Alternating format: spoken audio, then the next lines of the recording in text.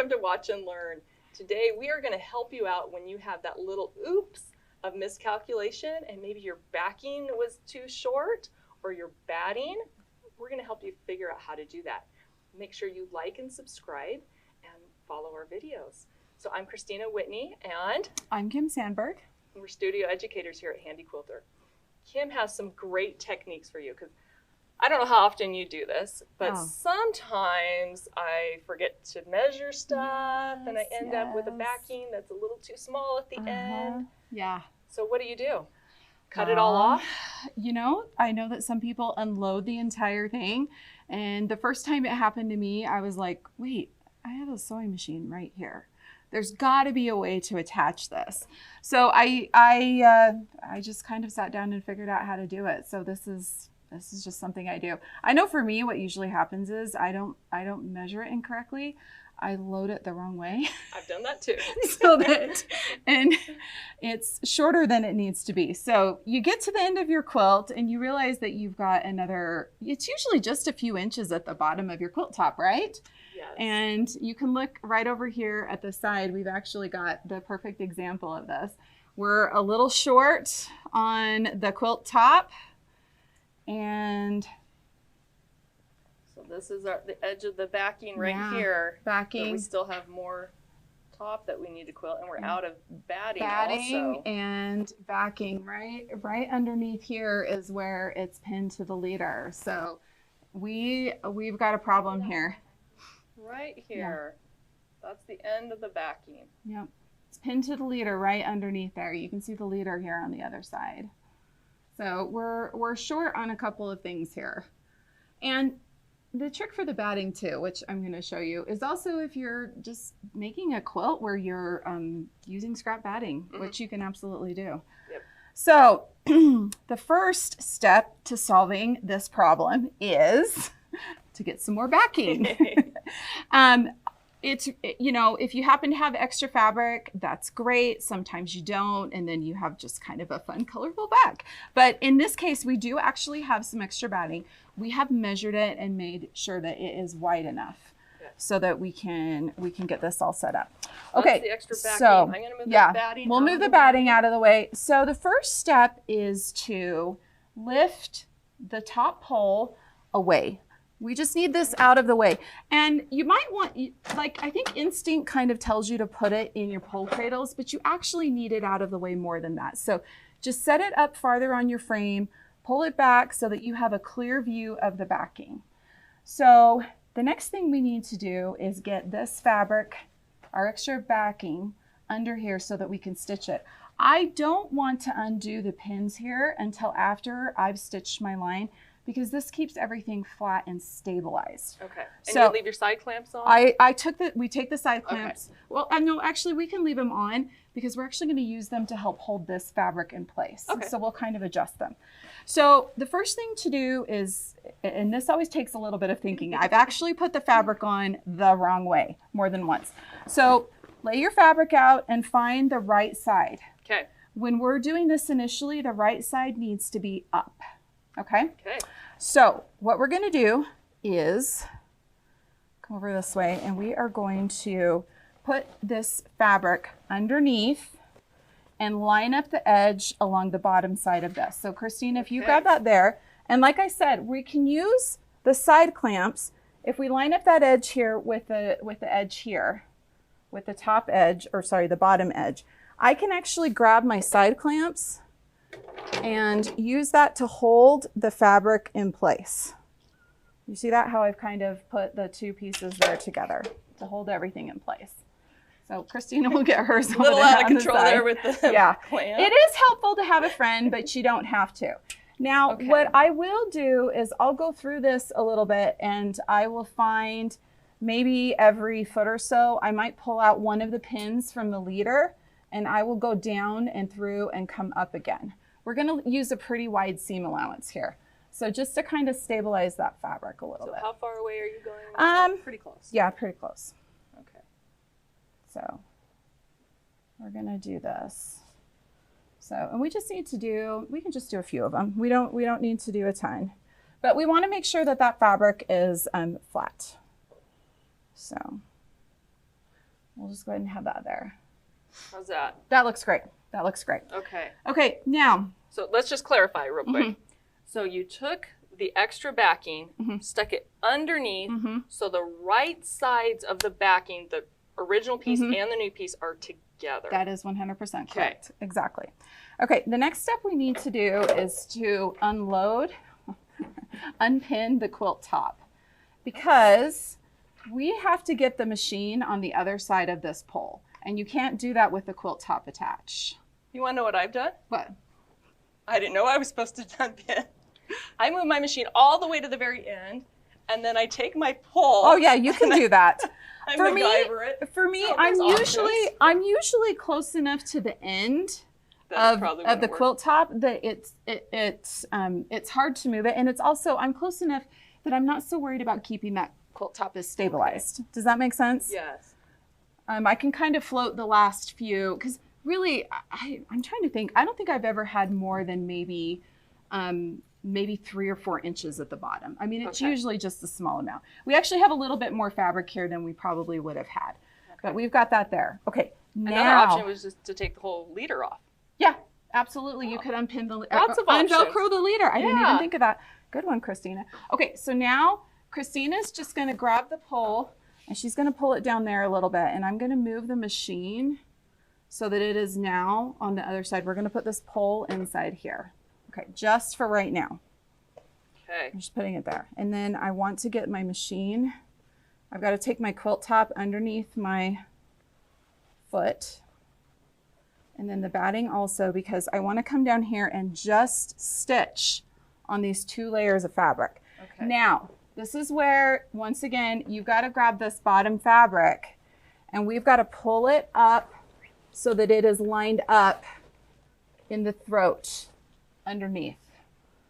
So that way, right here, right at the needle right now, I'm stitching through the 2 layers of fabric. Okay. So we've pulled it back a little bit. This is where the second side clamp comes in handy. I'm going to grab that second side clamp. Okay. And I'm going to clamp again out here farther away. Okay, I'm going to show that on this Yes. side. I've got the initial clamp right here. Perfect. And that's my leader. And then this is my new piece of batting, right sides together. I'm going to pull it all the way up, trying to keep them even, and take my second side clamp and clamp those on. Yep, exactly. Okay, so that's holding that fabric up and out of the way. Exactly. But it's not on my rails. Exactly. Okay. And it's very important at this point. I like to take and run my hand along this entire way and make sure that there aren't any bumps or anything. Be careful of your pins. I was going to say, you are so brave going that direction. I'd go the other way.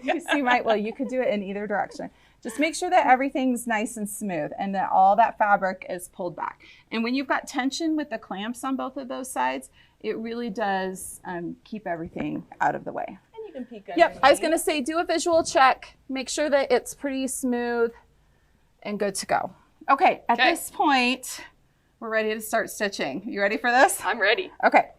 Now, I don't want to be stitching anywhere near any of these pins. So I'm going to come out a couple of inches away from that. And I know that I'm leaving like a really big seam allowance here, but I'd rather have a bigger seam allowance and trim it down than accidentally stitch over a pin or my leader. Don't want to do that. This is where it's a great idea to use a channel lock. Okay. So I have, you can use just like one of our regular little white C-clamp channel locks. We've actually got one right here we can show you. So you can use a channel lock like this. If you have the electromagnetic channel locks, you can use those. Or on the machine I have right now, I've got my Pro Stitcher. So I'm going to engage my gears. And then I can use my horizontal channel lock. That way my machine is going to move in a straight line all the way across. I'll end up with a straight seam, which for backing is important so that it doesn't, what's it called? Have any bumps or curls. Yep. Okay, so I'm going to come over here to the edge and I'll do my needle down, needle up. So you're not going all the way to the very edge because your clamp is there. Exactly. And remember, your backing is always bigger than your quilt top anyway. True. So you don't need to stitch clear out to the very edge. Okay. At this point, I'm going to just start stitching. I'll do a little bit of a back stitch there. I could have also easily done a tie off, And we're just gonna go ahead and stitch all the way across here. Now, just a note, don't just move the machine super fast. You might outstitch your stitch regulator, and then you'll end up with some bigger stitches. Because this is going to be a seam that stays inside the quilt, I want to make sure that it is going to hold everything where it needs to be. Okay. Do you ever change your thread color, or do you just use whatever you happen to have on your machine? I've always just used, because it's an inside seam, it's not going to be pressed or anything. I kind of figure it's not going to show up. Okay. However, just a note on that. If I did have a really light colored backing and I was using a darker thread to quilt with, then I would switch my thread, because you'll have a line across. It's like using the gray when you piece with white. You can see it. Okay, we'll go ahead and we snip that. Make sure I got everything cut there. Okay, we're good to go. So the next step is I'm just going to move the machine back over here so it's out of the way. Now we just got to pull all these pins out. We can leave the side clamps on because it will hold everything in place. And then we're going to flip that new piece of backing up and repin it. Pretty slick, huh? That is amazing. Yeah. I like how you pointed out that this is just a large sewing machine. It is. It absolutely is. So if we undo the side clamp and then pull the fabric forward, I undo it holding both layers, and then put it back on so it's still holding the one layer. It just helps stabilize things. Okay. And then we can go ahead and pull it out, pull it straight, and look at that. Wow. Would you go back and trim this down then? Yes, I would definitely. As a matter of fact, let's just grab, Well, actually, you want me to do the honors? I was going to say go ahead, because we're cutting from that side. Okay. And I usually do a little bit of a wider seam allowance on my backs anyway. Maybe anywhere from, a 1/3 of an inch to 3 or to a half. And so doing that little bit of a wider totally works. Yeah. And that was the batting scissors that I absolutely love. Yes, they're so fantastic. Okay, so your next step is to reattach your quilt back to the leader. So we're just going to pin this. Kristina and I will do some. Okay. And we'd have our center marked, and we would be, a little bit more precise. Well, and it's not hard to just take a second here really quick and fold it in half and find your center. You can actually It's like finding the center of a butterfly. It is like finding the center of a butterfly. The wings folded in half, and right there's the center. Very nice. So we'll pin from the center out. And because we're doing teamwork pinning here, we'll each take a direction and go that way. And we're pinning very loosely. Yeah. Yeah. Normally on a regular quilt, we'd have the pins so that they're about a finger width apart. Yeah. But for filming. Because we know you guys don't want to just sit and watch us pin for maybe they do. 10 minutes. Maybe that is like something that can make them go to sleep at night when they have insomnia. We should put up a poll right here and say, should we pin correctly or should we do it the fast way on film? Oh. Now I know I have seen some people, like if you have the super clamps, they'll just clamp this back on. That works too. For me, I've usually always attach it back to the leader. I just want to have that little bit of tension. Oh, you totally beat me, Kristina. I'm usually faster than you. Oh no, what's happening? All right, I'll get my last one in here. All right, and then we will just go ahead and, roll that up. Smooth it out, massage it, massage the make fabric. it look beautiful. Yes, very nice. Okay. Look at that. Now, if you want to, I have, sometimes if this is really standing up, I'll actually spritz just a little bit of water on it and just kind of finger press it. Yeah, and here's a trick. If you have your ruler base on, you can actually just go through and using the ruler base as you go across, kind of finger press that down a little bit. Great tip. That's a little something that I do. So once we've got that all smoothed out, okay, we've solved the backing problem. We can readjust our side clamps so that they're in the proper place. Now we've got one more problem. Our batting is still too short, isn't it? It is. So there's a couple of different schools of thought about this one, and I think we've all done it just depending on how much time we have. So take your batting and lay it up here. Now, can you just butt the edges up against each other and go for it? Absolutely you can. Absolutely you can. Right, Kristina? Yep. Sometimes I just slap them over top of each other, and depending on what I'm doing. If you're doing a quilt where it's a lighter color and you're doing some really dense quilting, sometimes if you do it straight like this, you'll actually notice a bit of a line. So there's a trick for this. So what you do is you slightly overlap the batting. Oh, and we've got some stitching that's right down here close to it, but that's okay. So we're going to overlap it, just by a little bit. And then what we're going to do is cut actually a wavy line through this. And then that just disguises that hard line of where the two pieces of batting butt right up against each other. And I don't know about you, but my scraps of batting don't always have the exact straight line so that they butt up perfectly. So this is great so that you don't have some sections that are overlapped and others that might be gapping. And the real trick here is having the two lay over the top of each other, because then that way you are cutting exactly the same line because you're cutting through both layers. And when you pull away the little bit of the extra pieces, you have a perfect match. It's like a seamless match. So, okay, let me get through this here. All right, so we've done that. Now the last step is just to pull away this little extra piece up at the top, and then just very carefully fold this back and pull the other piece out. You want to make sure you don't shift the position at all. And then just smooth it back down, and it is perfect. Yes, there we go. I have on larger quilts where things have maybe shifted a little bit. Sometimes I will, especially if I'm piecing my batting as I go, I might use just a little bit of basting spray underneath this just to help stabilize everything. Just if you are going to use the basting spray, I highly recommend that you make sure your machine's well out of the way, well ventilated area. And I always just spray I just flip it over and spray just a little bit on the back of the batting. I don't want it to soak through my quilt backing. I've also used this special tape that you can use to adhere the two together. So you just put it along the edge and iron it, and it connects those two. Yeah, and you can whip stitch it if you really wanted to. Yeah, I know. You can get as fancy as you want. I know too with the little iron, I have actually used the ruler base in here, and I just have a little travel iron, and you just push the machine along with it.